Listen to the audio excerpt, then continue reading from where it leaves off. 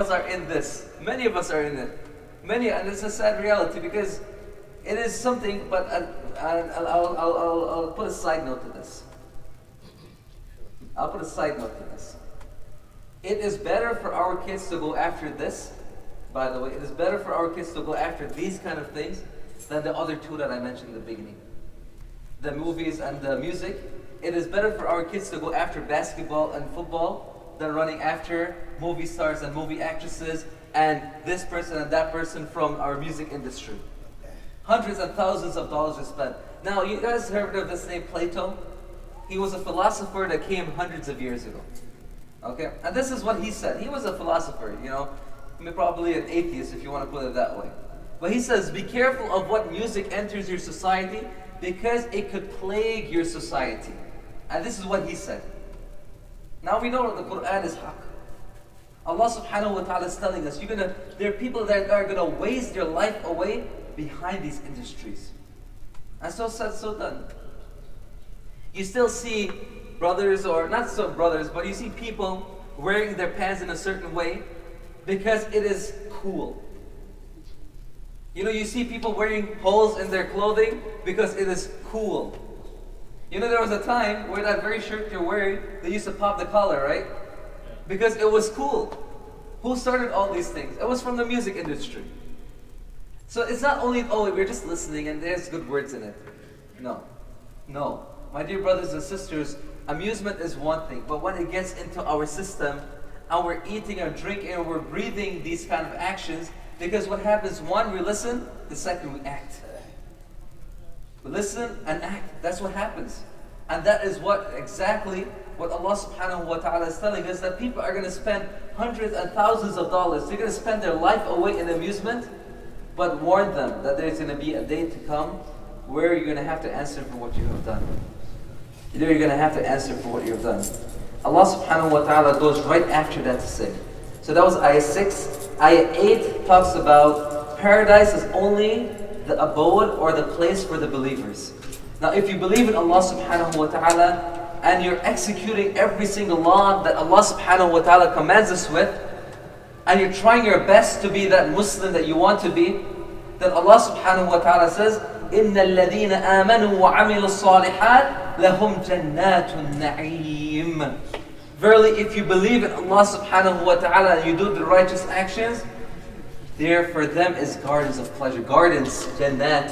This is not jannah, jannat al-na'im. Gardens of pleasure where they will abide in. And another ayah, خَالِدِينَ فِيهَا أَبَدًا رَضِيَ اللَّهُ عَنْهُمْ وَرَضُوا عَنْ ذَلِكَ لِمَنْ خَشِيَ رَبَّهُ. For them they'll abide therein forever. Why? Because they did what Allah subhanahu wa ta'ala wanted them to do. When we go to the graveyard, what do we usually see? This person is born from this day to that day, correct? And they died on that day. And there's a little dash in between. You see that little dash could be 5 years, 10 years, 15 years, 30 years, 80 years, 100 years. But see, in paradise there's no dash. There's going to be this other side. It's called infinity.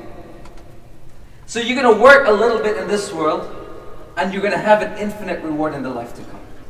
Or you're going to enjoy a little in this world, and you're going to have what? Punishment. And the brother is mentioning to me, he's like, you call this world joy? Some people do take it as joy. Some people take this as being everything for them. Everything for them. And subhanAllah, it's already 10:03. But the best tarbiyah Allah subhanahu wa ta'ala showed us to teach our kids with was a story or that of Luqman and his son. Now Luqman alayhi salam was not a prophet. Rather he was, and according to the majority of scholars, he was not a prophet. But he was a wise man that Allah subhanahu wa ta'ala granted wisdom. And Allah subhanahu wa ta'ala goes in to say, وَإِذْ قَالَ لُقْمَانُ لِابْنِهِ وَهُوَ يَعِظُهُ يَا بُنَيَّ لَا تُشْرِكْ بِاللَّهِ إِنَّ الشِّرْكَ لَظُلْمٌ عَظِيمٌ. Luqman alayhi salam goes to advise his son. Now, right off the back we find what? Luqman is a person who is able to communicate to his son. How many of us are able to sit our sons down, sit our children down and talk to them? Without our children showing us disgust, but us getting angry at them. You see, sometimes it's very difficult. Because we have given them all that from Ayah 6. We have given them all this amusement. We have been feeding their minds with all of this music and all of the immoralities that when you try to sit them down to talk to them, what happens? Oh, this is too boring for me. This is too boring for me. Come on, we have something better to do. What's the other thing better to do? Put the headphones on and start chatting or texting their friends. That's better. Why? Because this is what we have been feeding them. And this is not by accident. This was planned to be like this. This was planned to be like this. If you look at America over 300 years ago or 200 years ago and you look at the history, women used to dress just like how our women dress, with the hijab. Children used to be at home being mannered and so forth. After the last 100 years or so in America, you will see it rapidly went from that to where we're at today. And the music, again, because a lot of what has influenced our kids is music. And what is their motto, or what do they live by? Do as you wish. This is what they live by. I'm not going to mention their names up here in the masjid, but this is what they live by. Those pop stars we have today and all of the artists, do as you wish. What is Allah subhanahu wa ta'ala? What is Islam? Istislamu billah. Submitting ourselves to Allah subhanahu wa ta'ala. But when someone is telling you, do as you wish, and then you have to say, no. We have to submit ourselves to Allah. It's like what? Contrasting, right? It's a total opposite. And this is the very first thing Luqman says to his son. لا تشرك بالله إن الشرك لظلم عظيم. Now my humble advice to myself and to all of you parents is to go back to Surah Luqman. Go back to the verse from ayah 13 and up. And read the tafsir about it. It's a very wonderful story. How, or the wisdom that Allah subhanahu wa ta'ala blessed Luqman with. And you will find a way, and it's a beautiful story. Even when, inshallah, when you hear it in Taraweeh or in Salat al-Isha or Taraweeh, you'll find that even listening to the Arabic content is so amazing. Because there's so much wisdom that Allah subhanahu wa ta'ala himself put in the Quran for us to understand from it. And one thing I'm going to leave us with today. A parent and child relationship is never a one-way road. It's not always a parent to child, right? I'm talking down to them. It's always a two-way street. It's a two-way road. It's between us and our child. We speak sometimes and we listen sometimes. They speak sometimes and they listen sometimes. And when that mutual relationship is there, especially in our times, we want our children to come to us and talk to us. We don't want them to go to X, Y, and Z to try to find solution. We want to try to help them ourselves. If we open that door and keep it open for them, then trust me, my brothers and sisters, they would be 150% better than what you might want them to be. And this is because you have done it the right way. When we are watching TV and then we tell our kids, go read Quran, what message are we sending to them? What message are we sending to them? You see, when we want our kids to be great, we have to be great ourselves. That is the teaching of Luqman alayhi salam. That is the teaching of Rasul sallallahu alayhi wasallam. Teach by example. Show. From the extent to his family, to the extent to the the entire ummah of Rasul sallallahu alayhi wasallam at the time. Look at the Treaty of Hudaybiyah. When he was so taken up as to why they were not following what he was saying, his own wife told him to go and act and they will follow you. And this is the sunnah of Rasul sallallahu alayhi wasallam. This is how it's taught to us. You teach your kids by example, they will follow.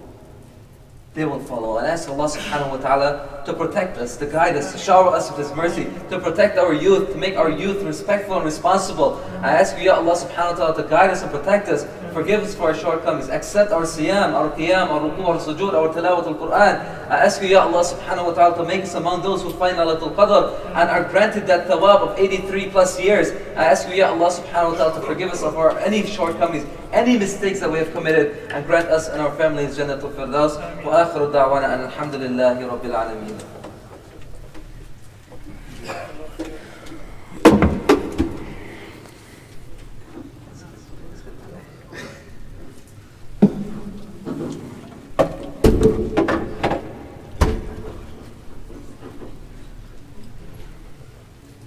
Allahu Akbar, Allahu Akbar. Allahu Akbar, Allahu Akbar. أشهد أن لا إله إلا الله أشهد أن لا إله إلا الله أشهد أن محمدا رسول الله أشهد أن محمدا رسول الله حي على الصلاة حي على الصلاة